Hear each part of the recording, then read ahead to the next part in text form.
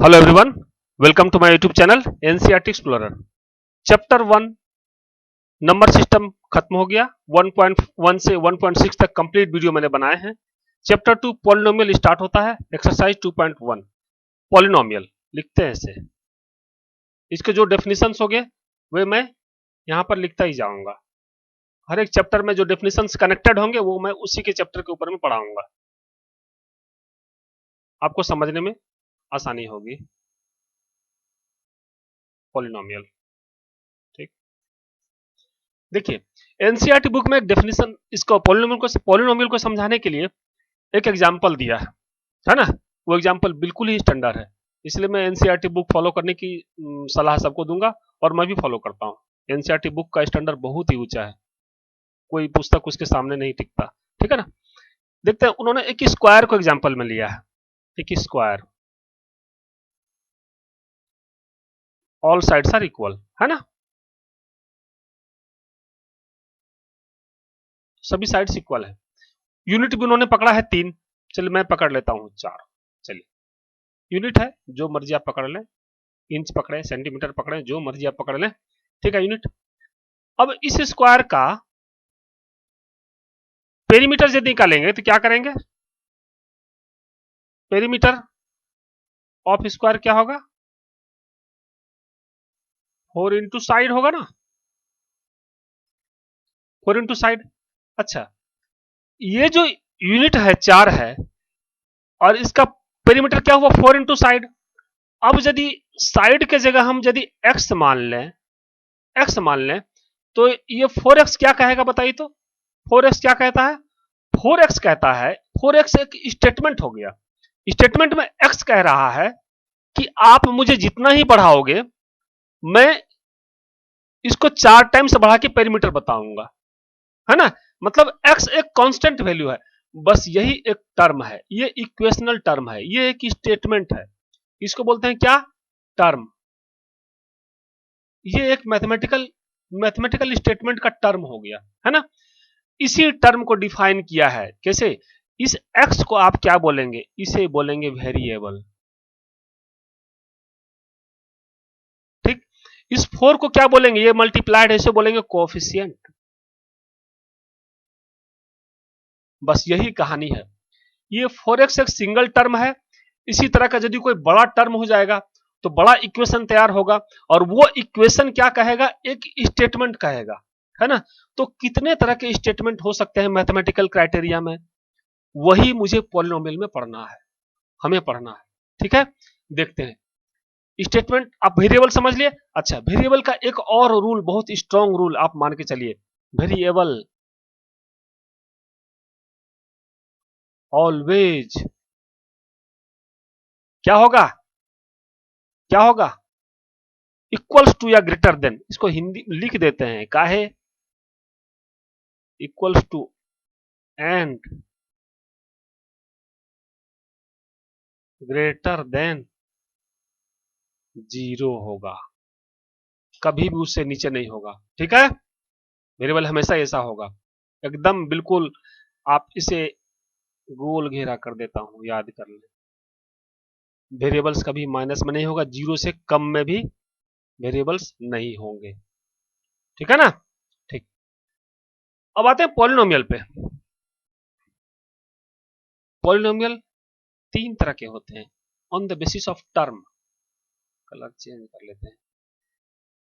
On basis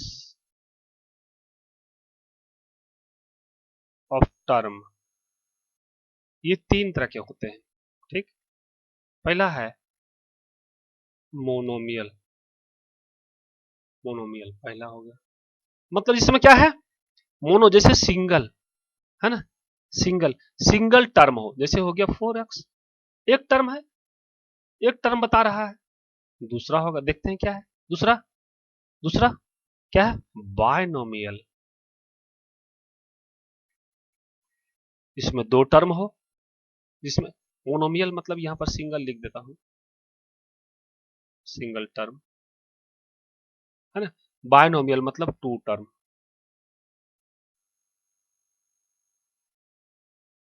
2 term example देते हैं। 4x plus 2, चलिए हो गया। दो टर्म हो गया। और है एक ट्राइनोमियल,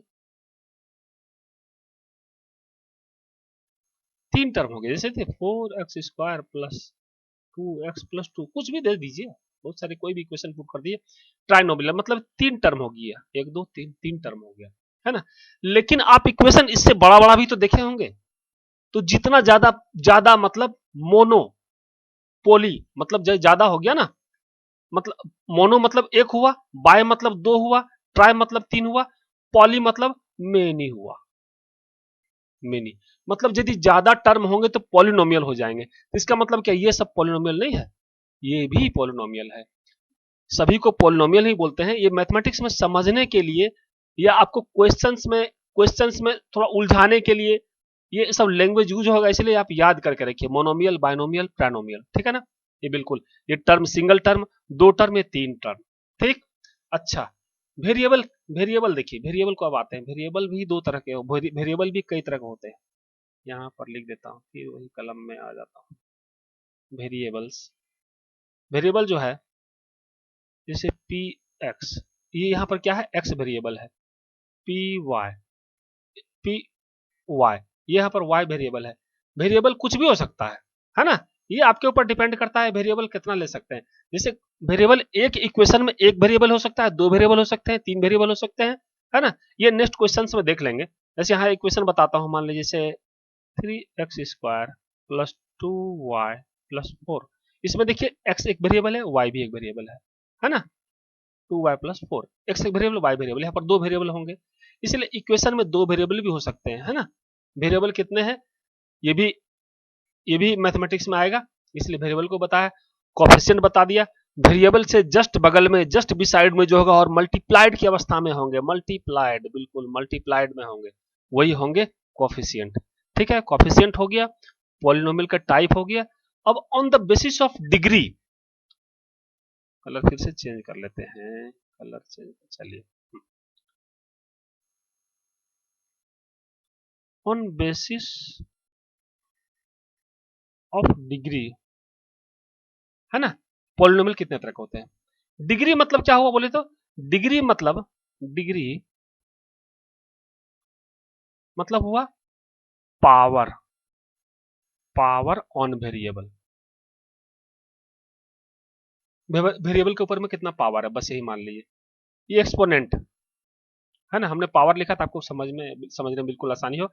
बुक में आपके एक्सपोनेंट लिखे होंगे, ठीक है ना, लॉज ऑफ एक्सपोनेंट, बात एक ही है। यदि यदि if x to the power 1 हो, मतलब वेरिएबल 1 हो, मतलब डिग्री 1 हो, तो आपको क्या कहेंगे, लीनियर पॉलिनोमियल।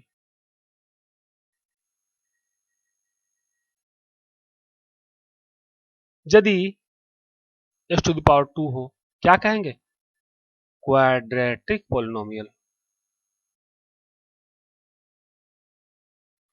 यदि x टू द पावर 3 हो तो क्या कहेंगे, cubic polynomial.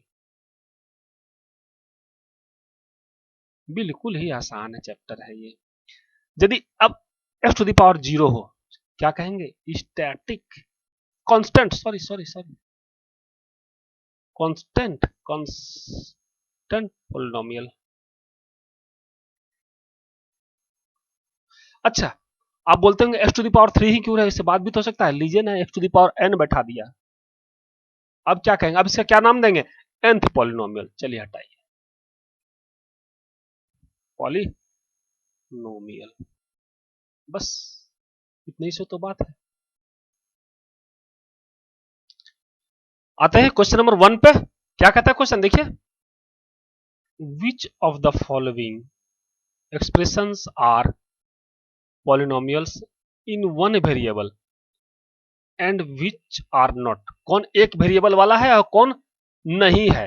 State reason for your answer, आप रीजन भी बताइए, ये सर नो करके मत भाग जाइए, है ना। कौन एक वेरिएबल, ये देखिए इसमें क्या है, क्वेश्चन पे आते हैं। क्वेश्चन फर्स्ट क्या कहता है, 4x² माइनस 3x+7, वेरिएबल क्या है, x एक वेरिएबल है, यहां भी x वेरिएबल है, ये सिंगल वन वेरिएबल वाला है, लिख देते हैं वन वेरिएबल, सीधा ही नजर आ रहा है, वन वेरिएबल वाला है। रीजन लिख देते हैं ओनली एक्स इज वेरिएबल। एक ही एक्स ही तो नजर आया और तो कुछ नजर नहीं आया सर, इसीलिए एक्स ही है और एक वेरिएबल। नेक्स्ट देखते हैं question number 2, Y square plus root two. यहाँ पर वाई ही वेरिएबल है, ये तो रूट टू में कुछ नहीं है ना, तो वाई ही, यहाँ भी ये भी वही होगा, ओनली वन वेरिएबल। यहाँ पर only Y is variable, Y variable है। क्वेश्चन नंबर 3, ये थोड़ा खतरनाक क्वेश्चन है, 3√t प्लस t√2, ठीक है ना। इसमें देखिए यहां पर 3√t है ना, यहां पर आपको लग रहा है रूट टी ये वेरिएबल है, बिल्कुल है ना, थ्री कोफिशियंट है, रूट टी वेरिएबल है। यहां पर देखिए टी कोफिशियंट है और रूट टू वेरिएबल है। इसको छोड़िए आप, इसी पे आते हैं, इसको लाते हैं, क्या कह रहा है, 3√t, रूट टी वेरिएबल है, रूट यदि हट जाएगा तो टी पर क्या आएगा, पावर 1/2, है ना।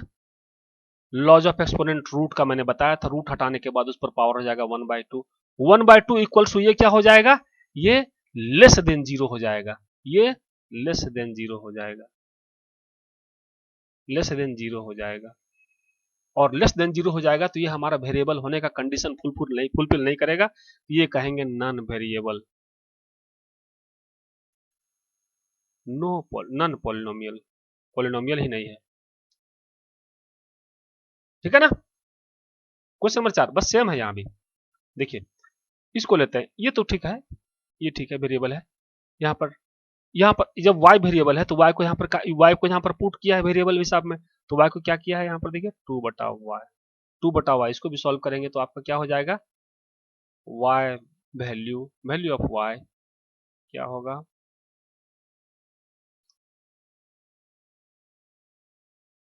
Value of y will be less than zero, फिर यही कंडीशन आ जाएंगे इसका, ठीक है ना, यही कंडीशन आ जाएंगे, ये भी नॉन पॉलिनोमियल हुआ। इसमें देखते हैं आपका question number 5, x⁻10 y⁻3 t⁻50, ठीक है ना। इसमें देखिए थ्री वेरिएबल है, थ्री वेरिएबल है, थ्री वेरिएबल है, variables are x y and t, हो गया क्वेश्चन नंबर फर्स्ट, हो गया। ये आपका विच of the following expressions polynomial, एक बार फिर से रिपीट कर देते हैं, ये वन वेरिएबल, ये वन वेरिएबल, ये नॉन पॉलिनोमियल, नॉन पॉलिनोमियल, ये वाला नॉन पॉलिनोमियल, ये वाला थ्री वेरिएबल, हो गया। क्वेश्चन नंबर 2 देखते हैं, क्वेश्चन नंबर 2 देखते हैं, right the coefficient of x square in each of the following, x square के फॉर्म में जो है उसी का कोफिशिएंट लेना है, सबका नहीं लेना है। देखिए ईच ऑफ द फॉलोइंग, इसमें 2 plus x square plus x, तो यहाँ पर x भी है, इसका कोफिशिएंट क्या है, इसका कोफिशिएंट 1 है ना, लेकिन इसको नहीं लेना है, हमको एक्स स्क्वायर वाला ही लेना है, तो एक्स स्क्वायर का कोफिशिएंट क्या है, नहीं कुछ है तो 1 है, नहीं कुछ है तो क्या है, कोफिशिएंट ऑफ एक्स स्क्वायर क्या होगा, 1 है। आप साइन भी दे सकते हैं, प्लस है दे दीजिए, प्लस नहीं देने से भी चलेगा, देने से भी देने चलेगी, माइनस होने से देना ही पड़ेगा, प्लस होने से कोई जरूरत नहीं है, नहीं कुछ है तो प्लस ऑटोमेटिक है। यहाँ पर देखिए इस इक्वेशन में 2 minus x square plus x three, x 2 minus x square plus x cube, है ना। देखिए यहाँ पर क्या है, coefficient of coefficient of x square क्या है, -1 है, बिल्कुल सिंपल। इसमें देखिए कोफिशिएंट ऑफ एक्स स्क्वायर क्या है, π/2 है, यहाँ पर देखिए 4 नंबर क्या है, √2x minus x, coefficient of x square, x square तो नजर नहीं आ रहा है कहीं पर, नजर नहीं आ रहा मतलब क्या कि नहीं है, कोफिशिएंट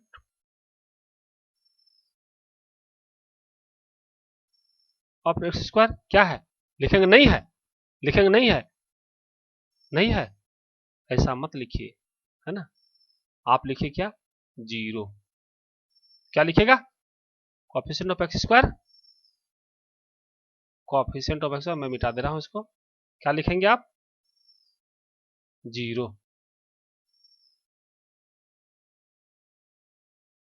जीरो नहीं है, नील, वो सब वर्ड मत यूज करिए, जीरो। ठीक है ना, एक बार रिपीट करता हूं, यहां पर क्या है आपका 1 है, यहां पर क्या है -1 है, यहां पर क्या है π/2 है, यहां पर क्या है 0 है। ठीक है ना, आते हैं क्वेश्चन नंबर 3 पे। क्वेश्चन नंबर 3 देखते हैं क्या कहता है, give one example each of a binomial, each of a binomial of degree 35, binomial example, क्या होगा एग्जांपल बाइनोमियल का, देखिए कोई एक एग्जांपल ले लेते, चलिए 3x+4 हो गया, कोई भी कुछ भी एग्जांपल ले लीजिए, दो टर्म होने चाहिए बस, दो टर्म है ना इसमें। और क्या कह रहा है, डिग्री, डिग्री 35 होनी चाहिए, डिग्री किस पर होगा बताइए तो, वेरिएबल पर होगा, यही हो गया। आप कुछ भी लिख सकते हैं, ये आपका आंसर बाकी किसी बंधु के आंसर से नहीं मिलेगा, बाइनोमियल होने चाहिए, वेरिएबल पर डिग्री होनी चाहिए, है ना। ठीक, end of a monomial of degree 100, और एक क्वेश्चन इसमें बताया है, मोनोमियल ऑफ डिग्री 100 कर देते हैं यहाँ पर, चलिए 3x ही लेते हैं, 3x सिंगल टर्म होना चाहिए, डिग्री 100, चलिए हो गया, बस यही तो है। क्वेश्चन 3 कंप्लीट हुआ, क्वेश्चन 4 देखते हैं, right the degree of each of following polynomial, इसका डिग्री लिखना है, बिल्कुल सिंपल सा सवाल है, सबका डिग्री लिखना है।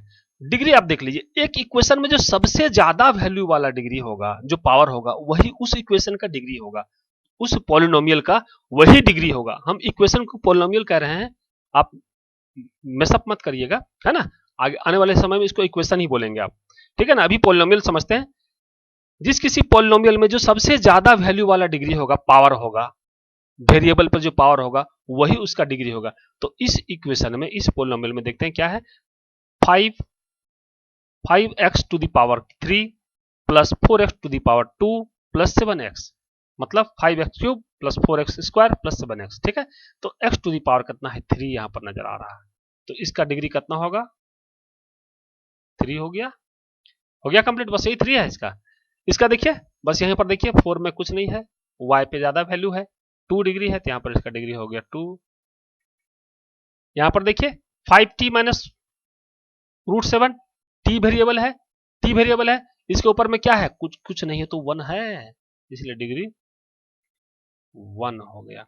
अच्छा यहां पर देखिए, तो वेरिएबल ही नजर नहीं आ रहा है, आपको डिग्री कहां से देंगे, वेरिएबल नजर आ रहा है लेकिन नहीं कुछ है, तो कोई वेरिएबल है जिसे आप x मान लेते हैं और उसके ऊपर में पावर क्या है 0 है, और लॉज ऑफ एक्सपोनेंट के हिसाब से, लॉज ऑफ एक्सपोनेंट के हिसाब से x टू द पावर 0 होगा तो क्या होगा, वैल्यू 1 होगा।